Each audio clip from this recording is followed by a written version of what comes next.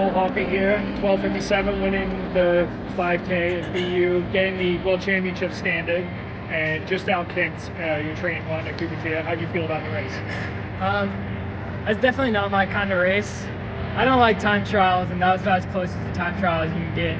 But with that being said, I came here with a goal, and that was to knock out world champs time. So the trip was a success. Obviously, right now it's, it took an ego check not to request that the pace goes out of something ridiculous, just because obviously everyone's chasing times. I knew I ran a really good 3K, but I definitely have a few more training blocks before I'm fully there in the 5K. So the job was complete today. It definitely hurt a little bit more than I wanted it to, but sub 13 5K, I gotta take it. Yeah. There was no part of you that was so upfront run 12:44 last week. It was like, oh, maybe I should take a shot at that. Of course, that's what I'm saying. My ego is always there, but I'm not gonna lie. I'm probably not quite in sub 12:44 shape, so there was really no point in chasing that today. Like I said, just came here with the goal and got that done. There'll be time later this year for my ego to come into effect. Yeah, but still, this indoor season, you've got a PB in the 3K and a PB in the 5K. Like, is this the strongest you've ever felt? Yeah, without a doubt. At this point last year, I was not in sub 13 5K shape. I got there. I finally got there last year, just about a month before trials, because that's where I knew I needed to be. But starting off with this block being where it is, it's just, honestly, it's scary to think of where this season can take me. I just gotta stay on top of all the little things, and I know it's going to be an even better year than last year, which is really saying something. Yeah, do you think you're ready to contend kind of in the 5K at the global level this year, or is that going to take another year or two?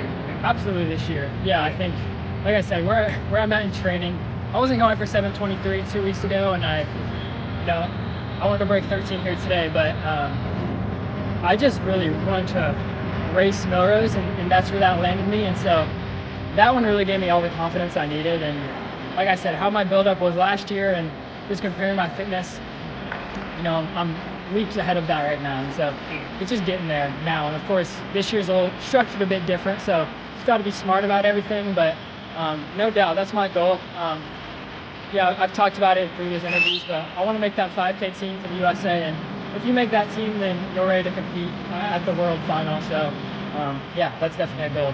Cole, you come here after a legendary race at Melrose. You come to BU. Some legendary races have gone down here this year and every year. The vibe, though, today was a little quieter. How did that affect you during the middle laps of such a long race? Yeah, when I was warming up, I thought, oh, this is actually not bad. Coming from Melrose, it's very overwhelming, and unfortunately and fortunately, I think that's where I thrive, is when the environment's there and there's a lot at stake.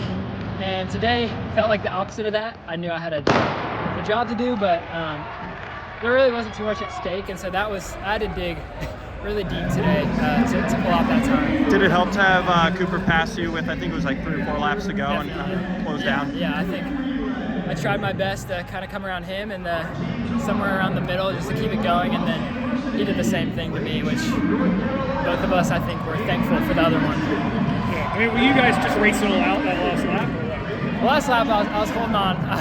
I really just knew that we had to run a sub 30, which I was like, I should always be able to run a sub 30, so I wanted to get there, and luckily we got there, so that's what it was all about. Why did you choose to run here tonight instead of USA's?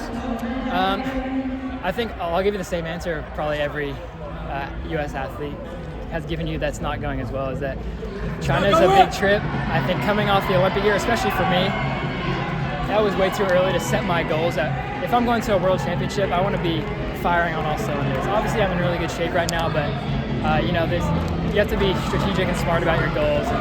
And the trip to China in the middle of a training block it's kind of a big trip. And I also want to go to World Championships where all the top guys are going to be competing. Obviously, if I win, maybe some other people would go, but that's kind of the way I saw it. Will you race again before the first Grand Slam meet? No, that'll be my next race. And are you guys just going to be staying in Blacksburg, or will you have any altitude trips planned in there this year?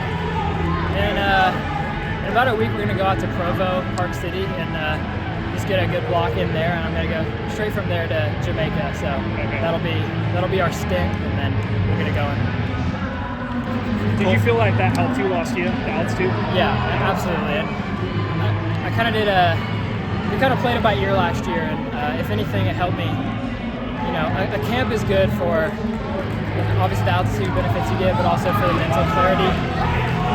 For me, I just like to be really dialed in, and somewhere like Provo, I can really do that. Cole, you mentioned Grand Slam.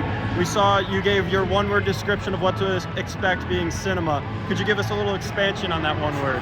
It's gonna be a movie, I'm telling you. I mean, I can only speak for my abilities, but I know all those guys are ready to, put it all out there. I know I thrive the best in a true race. Like I was saying today, I hate this. I hate this time trial stuff. And I know a lot of athletes love a time trial, and I'm like, what are we doing here? I know I'm the best racer in the planet, and I think I proved that in Paris. So I'm excited for, 8 races of that. I'm going to ask you your reaction to Jakob Ingebrigtsen's world record of the mile, and I guess he's calling himself Yacht Goat now. So what do you think about that? Yeah, I think he's going to do what he's going to do, and I'm going to keep doing what I'm going to do. So, like I said, there's going to be a time and place for me to fully express myself on the track, and I'm just kind of counting the days till I get to do that. All right, Thanks, Cole. Congrats. Thanks, guys.